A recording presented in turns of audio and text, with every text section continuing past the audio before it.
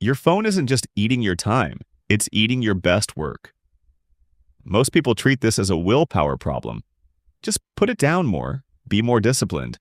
But that's treating a design flaw like a character flaw. Your phone was engineered to be picked up. It is a frictionless dopamine machine, and your brain is losing a fight it was never built to win. Here's what that actually costs you. The average person picks up their phone 96 times a day, once every 10 minutes. And cognitive scientist Gloria Mark at UC Irvine found that after a single interruption, it takes an average of 23 minutes to fully return to deep focus. Not 23 seconds, 23 minutes. That's the real math on a quick check. I'm not going to tell you to do a digital detox or switch to grayscale. What I'm going to give you are 7 targeted fixes that dismantle the specific design traps keeping you stuck, and realistically hand you back 3 hours of focused output every single day. And the first one starts the moment your alarm goes off tomorrow morning. Here's what most people misread about their phone problem. They think the issue is screen time. It's not. The real damage is happening at the level of your reward system, and once you understand the mechanism, your own behavior starts to make a lot more sense. Every notification, every scroll, every quick check delivers a small, fast dopamine hit.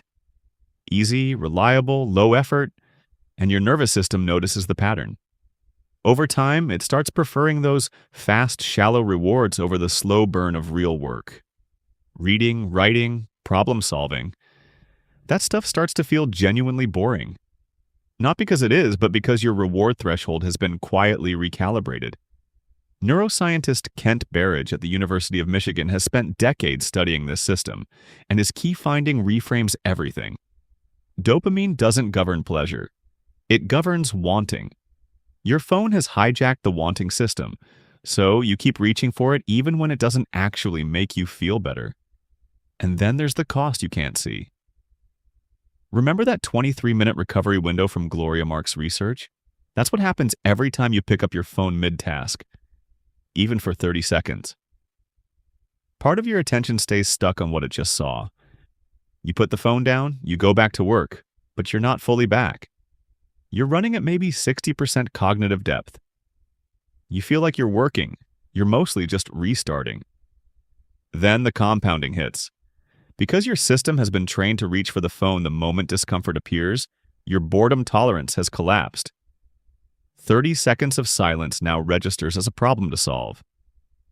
Cal Newport calls this the core requirement of deep work, the ability to sit in discomfort long enough for your mind to actually get traction on hard problems.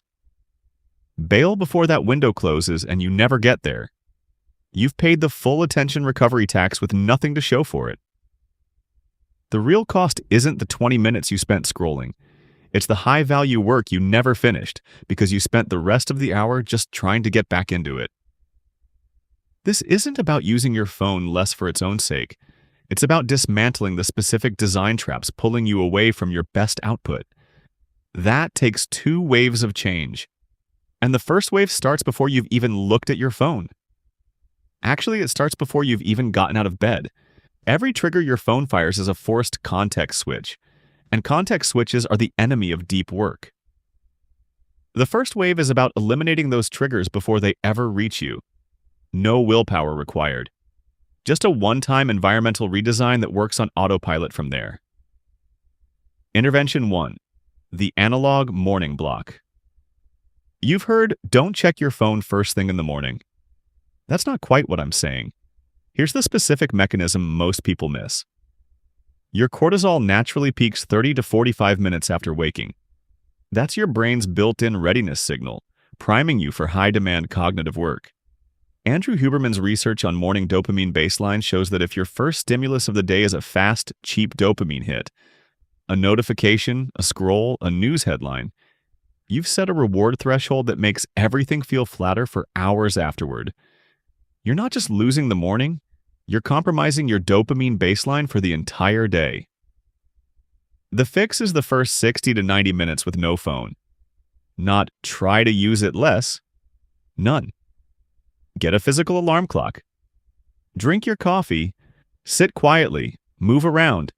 Do whatever your morning looks like. just without a screen. You're letting that cortisol peak translate into actual cognitive readiness instead of burning it on someone else's content. It takes about a week to notice the difference. Once you do, you won't go back. Intervention 2. Physical distance. In 2017, researchers at the University of Texas at Austin ran a study that should have changed how everyone thinks about their phone. Participants took cognitive performance tests with their phones either on the desk, face down, completely silent, in their bag, or in another room entirely. The group with phones on the desk performed measurably worse on working memory and fluid intelligence. Not because they were using their phones, just because the phone was visible. The researchers called it the brain drain effect. The mere presence of your phone consumes cognitive bandwidth, even when you're actively ignoring it. Out of sight, out of mind is not a metaphor. It's neuroscience. When you work, your phone goes in another room. Not in a drawer, not face down on your desk. Another room. You're not being disciplined. You're just not asking your brain to suppress a distraction it can see. Intervention 3. The boring home screen. B.J. Fogg's behavior model breaks any behavior down to 3 conditions: motivation, ability, and a prompt. Remove the prompt, and even behaviors you're highly motivated to do don't happen automatically. Your home screen right now is a prompt factory. Every app icon is a visual cue, engineered to be tapped, sitting at 0 friction. One tap, and you're in. The fix is architectural. Strip your home screen down to pure utility. Calendar, maps, notes, messages. Move every social and entertainment app off the screen entirely. Buried in your app library, no icon in sight. The goal isn't to make them inaccessible. It's to make every impulsive access require a deliberate choice instead of a muscle memory tap. You're adding friction exactly where the habit fires. Most impulsive grabs won't survive even one extra step. The ones that do were intentional anyway, which is fine. Intervention 4. Batch your phone checks. Pick 2 or 3 windows per day. 10 a.m., 2 p.m., and 5 p.m. is a reasonable starting point. Outside those windows, the phone stays put. You're not ignoring the world. You're deciding when the world gets your attention, instead of letting it take it on demand. The psychological shift here is underrated. Most of what felt urgent in the moment turns out not to be. You'll notice that within the first 2 days. And once you've proven to yourself that nothing collapsed while you were focused, the anxiety that drove those reflexive checks starts to dissolve on its own. These 4 changes don't require discipline to maintain. They require about 30 minutes of setup. After that, they work by default, but clearing the environment is only half the equation. Your attention system has been running on constant stimulation, and a distraction-free environment doesn't automatically mean focused output. You've cleared the path. Now your brain has to relearn how to walk on it. That's what the second wave does. The second wave isn't about removing things. It's about retraining. Your environment is clean now, but your attention system still thinks it's living in the old one. These 3 interventions rebuild the neural architecture that constant stimulation wore down. Intervention 5.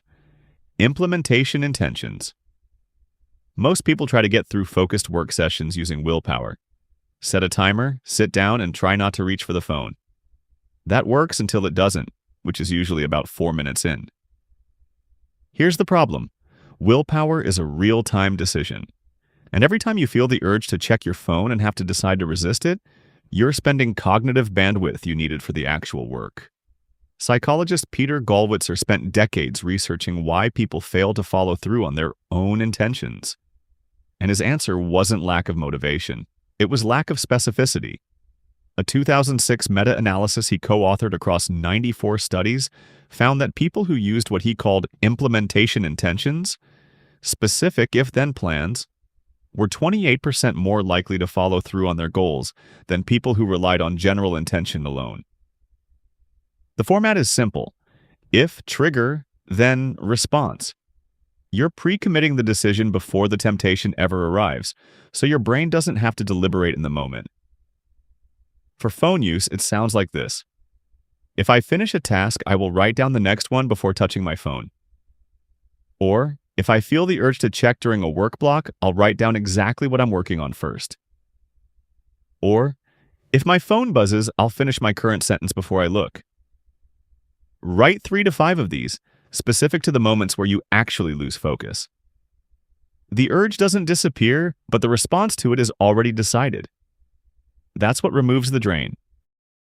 Intervention 6. Reintroduce boredom on purpose. Walk somewhere without your phone, wait in line without opening anything. Sit with your thoughts for 5 minutes after lunch. These moments look unproductive from the outside. Neurologically, they're doing critical work. When your brain has nothing to react to, 2 things happen. First, your dopamine baseline starts to recalibrate. The stimulation threshold drops, and cognitively demanding work starts to feel more accessible, less like fighting uphill. Second, you activate the default mode network, the brain's background processing system. Far from being idle, this network handles creative insight, memory consolidation, and problem solving. It only switches on when you give it space. Every time you reflexively fill a quiet moment with your phone, you're interrupting a system that was about to do something useful. Boredom isn't the enemy of productivity. It's the reset your focus system needs to actually run. Intervention 7. Delete, don't block. You've probably tried an app blocker, maybe Freedom, Screen Time, Opal, something that locks you out of the apps that eat your time. And it probably worked, until it didn't. Here's why. Blocking keeps the app on your phone, which means it keeps the negotiation alive.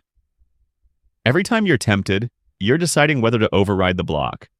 And the moment you're having that conversation with yourself, you've already spent cognitive bandwidth on the distraction you were trying to avoid.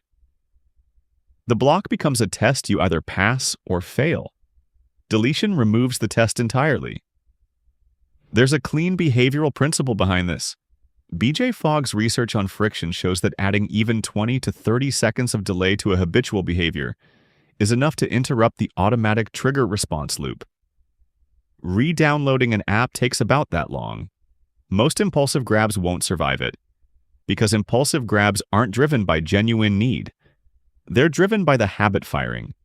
Break the automaticity, and the urge usually dissolves before the app finishes installing. And here's the thing. This is completely reversible. You're not swearing off social media forever. You're just making access require a decision instead of a reflex. Pick the 2 or 3 apps that cost you the most time. Delete them.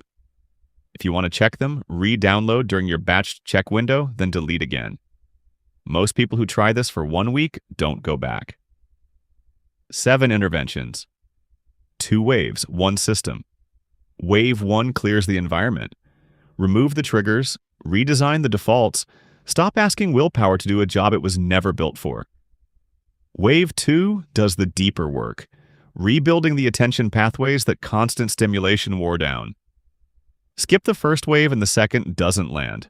Run both, and you start recovering cognitive output you didn't even realize you'd lost. Start simple. Pick one from each wave and run them for 7 days. Most people find the analog morning block and delete, don't block, produce the fastest, most noticeable shift. Drop a comment with the 2 you're starting. I read every one, and I'll pin the most interesting answer. Subscribe if you want more systems like these. No willpower required, just better design. And for sleep shortcuts that actually make a difference to how sharp and focused you feel from the moment you get up, check out this video.